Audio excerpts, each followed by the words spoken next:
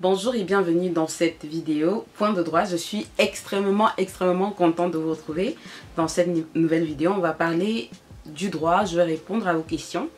Tout simplement parce que ça fait un moment que j'ai pas filmé. J'ai fait quelques directs entre temps, mais j'ai pas vraiment filmé, j'avais pas le temps.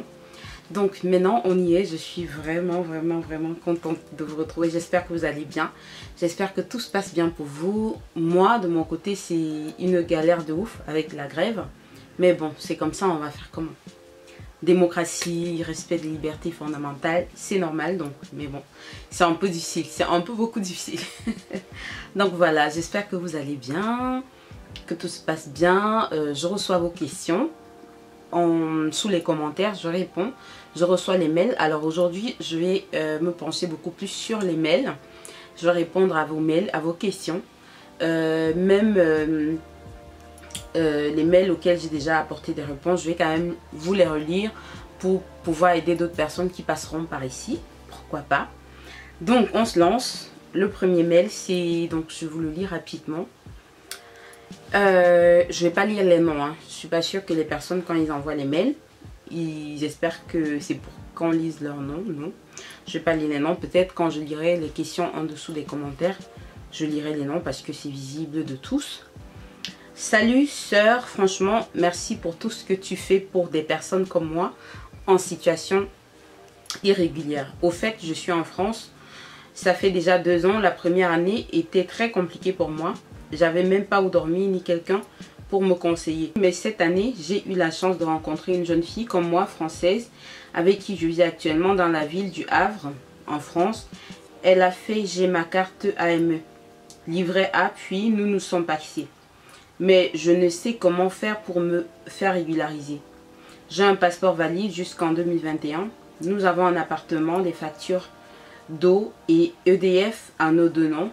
Mais j'aimerais avoir quelques conseils pour vite trouver comment me régulariser.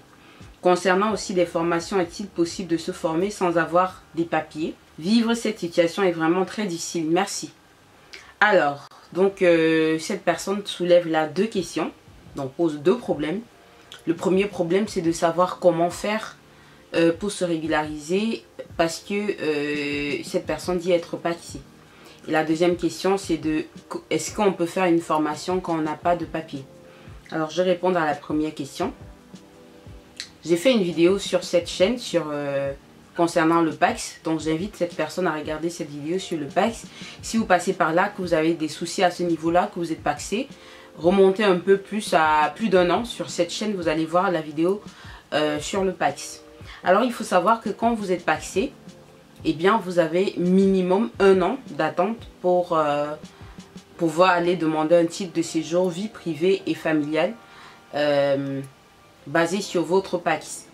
Alors il faut faire très attention parce que comme je l'ai dit souvent ici, la préfecture a souvent un pouvoir de discrétion là-dessus. Donc c'est laissant un peu au libre choix souvent des préfectures qui peuvent estimer que vous ne vous connaissez pas encore depuis très longtemps pour être paxé, vous ne justifiez pas d'une certaine ancienneté en France. Enfin, ils trouvent comme ça des mots dans des conventions européennes ici et là pour contourner et ne pas vous donner votre titre de séjour. C'est normal, hein, c'est de bonne guerre. Donc faites très attention quand vous paxez. Moi je conseille au pire des cas de faire minimum 1 à 2 ans. Vraiment minimum 1 à 2 ans de PAX.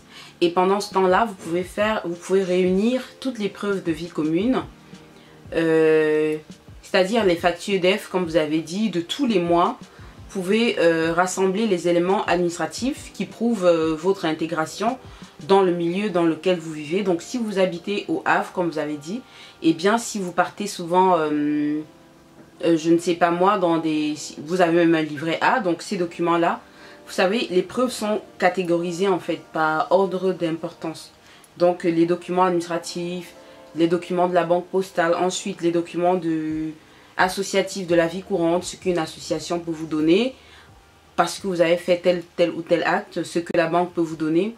Bref, réunissez tous les éléments qui retracent le fait que vous avez votre adresse à cet endroit-là. Réunissez tous les éléments qui prouvent que vous vivez ensemble, c'est-à-dire si le même document peut porter vos 2 noms, ce sera idéal, ce sera vraiment bien. Ensuite, veillez à ouvrir un compte joint. Ça, c'est une belle preuve de vie commune. Si vous pouvez, ouvrez un compte joint. Donc, un compte courant joint à vos deux noms. Ça, ce serait très bien. Des photos de vous deux, beaucoup de photos de vous deux. Comme ça, au moment d'aller demander votre titre de séjour, vous pourriez donc ouvrir une page Word éventuellement et coller toutes les photos en petits caractères. Donc, sur une page, vous pouvez mettre minimum 30 photos de vous deux. Donc, qui prouvent que vous vivez là, sur place, à deux et de façon continue et que la communauté de vie n'est pas arrêtée. Concernant la deuxième question, eh bien, si vous n'avez pas de titre de séjour, vous ne pouvez pas bénéficier d'une formation en France.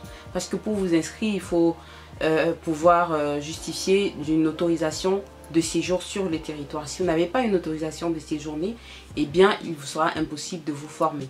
Voilà. Donc, il faut tout simplement patienter le temps d'avoir votre titre de séjour. Je pense que ça pourra le faire. Alors, il a continué. J'ai répondu ce jour-là. C'était le 16 décembre. Donc, j'ai apporté des premiers éléments de réponse. Ensuite, il me revient en me disant « Merci, je suis allée voir une association. Ils m'ont dit qu'il faut que l'on se paxe. » Bah, il m'a dit qu'il était déjà paxé dans le précédent mail. Ils m'ont dit qu'il faut qu'on se paxe puisse à lire une durée de 6 mois avant de faire une demande. Un dossier a été ouvert. S'il vous plaît, connaissez-vous des formations gratuites pour des personnes sans papier? Oui, lesquelles concernant le bénévolat? Cela pourra m'aider aussi pour solliciter ma demande de régularisation. J'avoue que j'ai pas très bien compris. Je pensais que vous étiez paxé déjà, monsieur.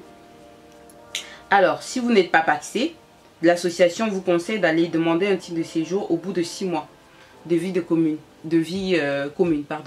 Alors, si vous n'avez que 6 mois de vie commune et que vous êtes paxé, surtout n'allez pas demander un titre de séjour. 6 mois de vie commune, c'est quand vous êtes marié. Donc, il ne faut pas confondre, il ne faut pas tout mélanger. Je veux bien que les associations vous aident, mais des fois, on veut bien faire, mais on ne s'y connaît pas vraiment. C'est pour ça que je vous invite aussi à vraiment consulter les permanences juridiques qui sont dans vos communes. Rendez-vous dans vos CCAS, donc vos centres communaux d'action sociale. Si vous êtes dans de petites communes, il y a souvent des endroits écrits la maison sociale. Rencontrez des assistantes sociales, c'est leur travail. Renseignez-vous, ne faites pas n'importe quoi. Il y a le CESEDA, le Code du droit des étrangers en France qui existe, c'est à la portée de tout le monde. Vous pouvez lire, vous pouvez vous renseigner. Donc c'est 6 mois. 6 mois, c'est pour le mariage. Le PAC, c'est minimum 1 an. Je dis bien minimum 1 an parce que j'ai vu des personnes qui se sont paxées et ont attendu 1 an et on ne leur a pas remis un titre de séjour. Ce n'est pas de droit. Donc faites très attention. Alors, comme je vous ai dit tantôt, connaissez-vous des formations gratuites pour des personnes sans papier? Je vous ai dit ici sur cette chaîne quels étaient les droits des sans-papiers. Je vous ai dit que vous avez le droit à la santé, donc vous avez le droit de vous soigner si vous êtes malade et c'est même gratuit pour les sans-papiers. Je vous ai énuméré un certain nombre de droits et parmi ces droits-là, il n'y avait pas le droit à la formation. Donc si vous n'avez pas un titre, une autorisation de séjour, vous ne pouvez pas logiquement bénéficier d'une formation. Oui, lesquels? Bon, il n'y en a pas. Concernant le bénévolat, cela pourra m'aider aussi pour solliciter ma demande de régularisation. Alors, si vous faites du bénévolat, c'est beaucoup plus pour mieux vous intégrer dans la société française. C'est pour ça que dans la vidéo où je vous donne des clés pour rapidement avoir des papiers, je vous invite à vous intégrer. Je vous invite à rencontrer d'autres communautés, à vous ouvrir à la société française, à aller vers des associations, n'est-ce pas, pour essayer d'apprendre un peu plus sur le savoir-vivre, le savoir-être en France. Comment est-ce que ça se passe?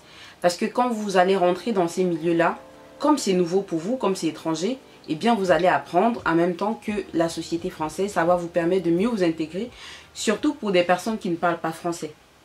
Au moment de faire des cours de français, vous serez un peu plus avancé. Vous aurez des personnes pour vous soutenir, des personnes pour vous accompagner, des personnes pour vous aider à traverser vos quotidiens, quelquefois très difficiles. Et voilà, donc c'est une bonne idée de pouvoir vous rapprocher d'une association. Alors, il y a beaucoup de questions. Là, je suis à une dizaine de minutes. On se donnera rendez-vous dans la prochaine vidéo. Je suis revenue sur YouTube en force, en force. Donc, abonne-toi, partage la vidéo, like, laisse des commentaires. Donne-moi des idées de vidéos si tu en as. Je pense que je ne vais pas être super longue. Demain, je reviendrai avec une autre vidéo pour répondre à d'autres séries de questions, d'autres points de droit. Donc si vous avez des questions, n'hésitez pas à me les poser. Je suis en train de vous préparer une vidéo sur la demande de logement social.